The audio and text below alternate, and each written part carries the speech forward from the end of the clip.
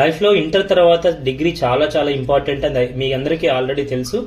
So degree ఎలా pass అవ్వాలి ఏంటి అనే విషయం ఈ వీడియోలో క్లియర్గా డిస్కస్ చేద్దాం. నచ్చినట్లయితే లైక్ చేయండి, మీ ఫ్రెండ్స్ వాళ్ళు కూడా చేయండి, తప్పకుండా స్కిప్ చేయకుండా చూస్తూ ఉండండి. సో డిగ్రీ అనేది లైఫ్లో చాలా చాలా ఇంపార్టెంట్. 10th క్లాస్లో కానీ ఇంటర్లో కానీ చాలా మంది మీ అమ్మా నాన్న కావచ్చు, సార్లు కావచ్చు బాగా చదవమని ఫోర్స్ చేస్తూ ఉంటారు. చదువురా చదువురా చదువురా అని చెప్తూ ఉంటారు. కానీ డిగ్రీకి వచ్చేటప్పటికి అంతా మారిపోతుంది అనమాట. సో పెద్దవాళ్ళు ఎవరు కూడా మీ అమ్మ నాన్న నిన్ను ఫోర్స్ చేయరు, ఎందుకంటే నువ్వు పెద్దవాడు అయ్యావు, పెద్ద అమ్మాయి అయిపోయి ఉంటారు కాబట్టి. సో వాళ్ళు ఏమీ నిన్ను ప్రెజర్ పెట్టారనమాట, ఎందుకంటే బాధ్యతలు కూడా అలాగే ఉంటాయి వాళ్ళకి. ఎందుకు ప్రెజర్ పెట్టాలి, వాడే చదువుతానులే అని చెప్పేసి డిగ్రీలో వదిలేయడం జరుగుతుంది అనమాట. సో ఇక్కడ మనల్ని మనం సెల్ఫ్గా మనం ఎంతవరకు చదువుతున్నాం, సో మనం ఏవి చదవాలి, అసలు మనం ఫ్యామిలీ కోసం చదవాలా వద్దా అనే దాన్ని అంశాన్ని గుర్తుపెట్టుకుని క్లియర్గా చదవగలిగితే చాలా మంచిది అనమాట. సో మనకు మనమే మోటివేట్ చేసుకుంటూ వెళ్ళాలి, ఎందుకంటే ఇక్కడ సెమ్ సిస్టమ్ నడుస్తుంది కాబట్టి సెమ్ములు పాస్ అవ్వడం డెడ్ ఈజీ.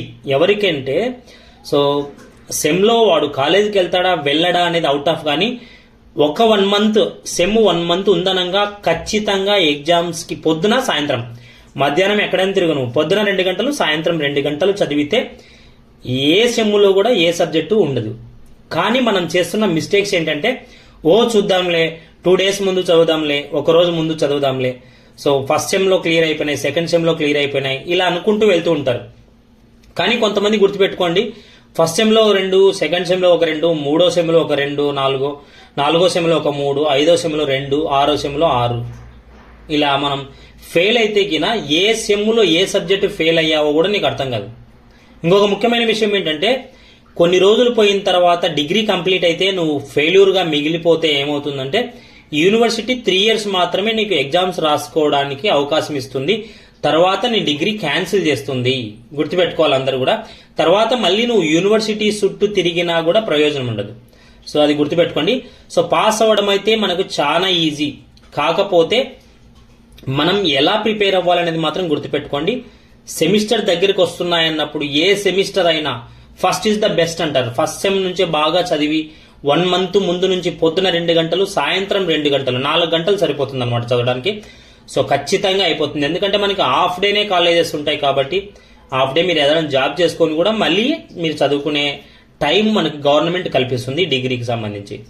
సో కాబట్టి ఇలా చేస్తూ మనం వెళ్తే మంచిగా పాస్ అయిపోతాం. సో డిగ్రీలో మనకి ఇంపార్టెంట్ క్వశ్చన్స్ గుర్తుపెట్టుకోండి. ప్రీవియస్ క్వశ్చన్ పేపర్స్ ఉంటే అందులో నుంచి కూడా క్వశ్చన్లు గ్యారంటీగా వస్తాయి. సో గ్యారంటీ క్వశ్చన్స్ ఉంటాయి డిగ్రీలో. ఇంటర్ మాదిరిగా ఎక్కడి నుంచి వస్తాయి ఏంటి గాబరాగా ఫీల్ అవ్వాల్సిన అవసరం లేదు. ఖచ్చితంగా దీనికి ఒక నిర్దిష్టమైన ప్యాటర్న్ ఉంటుంది. కొన్ని క్వశ్చన్స్ రెగ్యులర్ గా వస్తుంటాయి, అవే క్వశ్చన్స్ చదివినా మనం పాస్ అవుతాం. తెలుగు, సాంస్క్రిట్ ఏవైనా కావచ్చు, బీకామ్, సో బీఎస్సీ కావచ్చు, ఎంపీసీఎస్ కావచ్చు, ఎంఈసీఎస్ కావచ్చు, బీజెడ్సీ కావచ్చు. సో ఏదైనా కూడా కొన్ని మోడల్ పేపర్స్ ని బాగా తరోగా చూసుకోండి. మోడల్ పేపర్స్ లో రిపీటెడ్ క్వశ్చన్సే మళ్ళీ రిపీట్ అవుతాయి డిగ్రీలో మాత్రం ఎస్పెషల్లీ.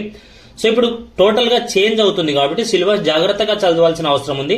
అందులో కొంచెం డిఫికల్ట్ గా ఉందన్నమాట. నెక్స్ట్ ఫ్యూచర్ లో జాబ్స్ ని ఉద్దేశించి ఎక్కడైనా మనం ఎంబీఏ, ఎంసీఏ చేసినా కూడా మనకు మంచి జాబ్స్ రావాలని ఉద్దేశించి గవర్నమెంట్ అయితే కొంచెం టఫ్ సిలబస్ అయితే పెట్టింది. కొత్త సిలబస్ ఇప్పుడు సెకండ్ సెమ్ నుంచి కొత్త సిలబస్ అంతా మారిపోతుంది కాబట్టి కొంచెం డిఫికల్ట్ అయితే ఉంది.